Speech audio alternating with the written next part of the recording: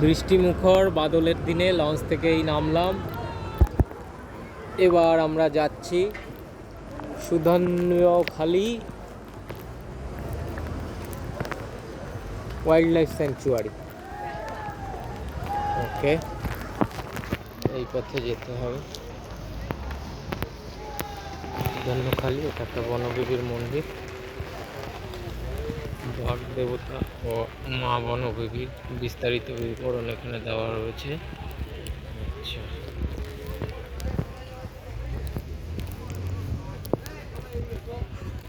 এখানে একটা মেরিন ড্রাইভের পরিত্যক্ত বোট পড়ে রয়েছে।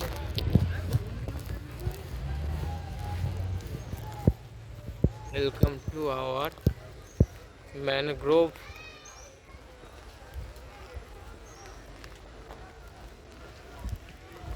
আচ্ছা, এইবার আমরা যাব সুধান্যখালীর দিকে। আচ্ছা, এখানে একটা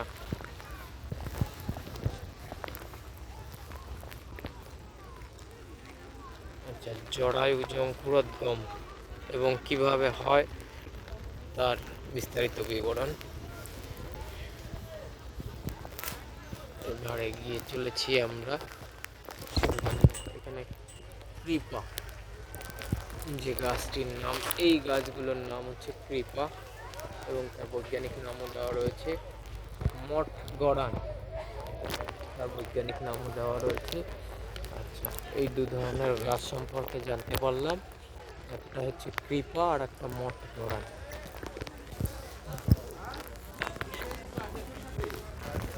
এটা কি দেওয়া? কাঁকড়া। আচ্ছা, এই বৃক্ষটার নাম কাঁকড়া। পশু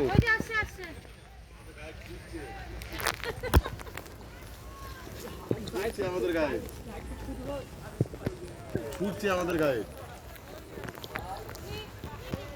এখানে একটা বিবরণ সুন্দরী গাছ।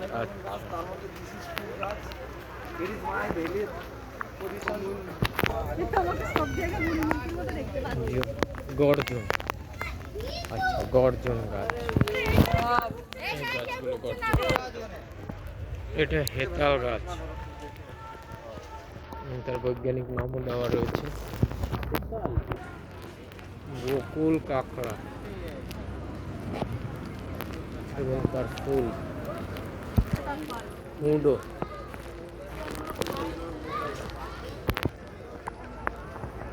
ধুন্দুল,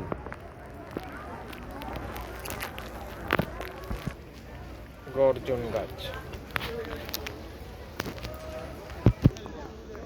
ঝামটি গড়ান অথবা জেলে গড়ান, এই যে গড়ান গাছ। হাসি, এটা খলসি গাছ। তোড়া, পেয়ারা বাইন,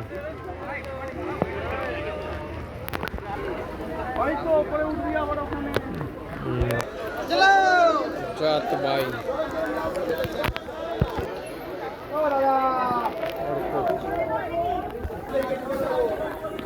খরগোজা,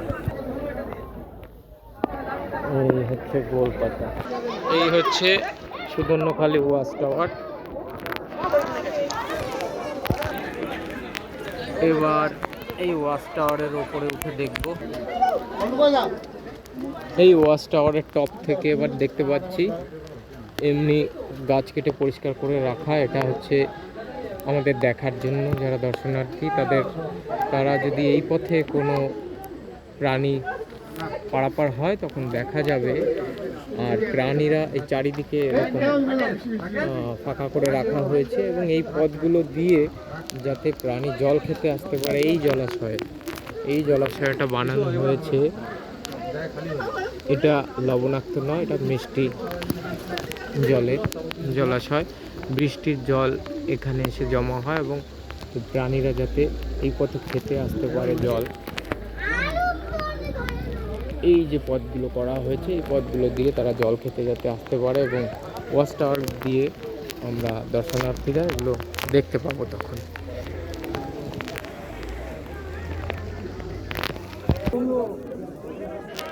এই পথটা দিয়ে আমাদের এন্ট্রি হয়েছে এবং ঠিক এই দিকটা থেকে এক্সিট হবে।